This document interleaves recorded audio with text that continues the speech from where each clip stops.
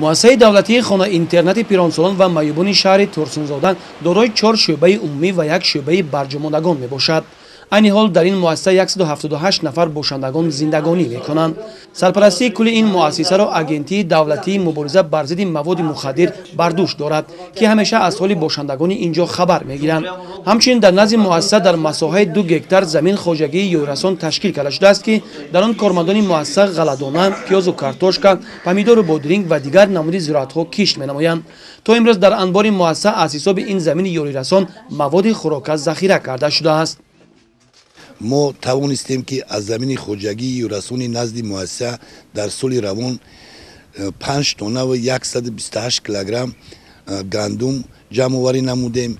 غیر از این ما توانستیم که از زمین‌های خوجگی یوراسونی خود یعنی که کرم با مقدار 1 تن، یعنی شلغم با مقدار 580 کیلوگرم، ردیسکا با مقدار 480 کیلوگرم، دیگر نمودی سبزیجات یعنی که جمع‌آوری نمودیم داخل انبار مؤسسه کردیم. از روی معلومات ها از جانب مقامات اجرایی حکومت دولتی شهر ترسونزاده و در همکاری صاحبکاران محل به همه باشندگان اینجا لباس‌های زمستانه و موادهای خوراک کمک کرده شده است. همین طریق کمک‌ها از طرف حکومت جمهوری تاجیکستان به چنین مؤسسه‌ها بیشتر گردیده شرایط خوب بهتر گردانده می‌شود. امروز باشندگان مؤسسه در خانه‌های 2 حجره، 3 حجره، 4 حجره و 5 حجره زندگی کرده ایستاده‌اند.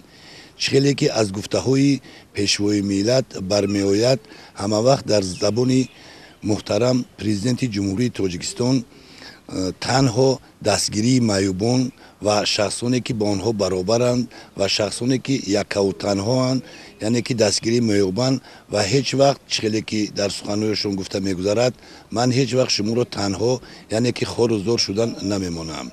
امروز در مؤسسه ما پیشروی ها دیگرگونی ها البته با دستگیری حکومت جمهوری تاجیکستان شده ایستاده است. ما توانستیم در سال روان بینای دوشانه که امروز باشندگان زندگی کرده ایستادند با صفت بلند تعمیر نمودیم.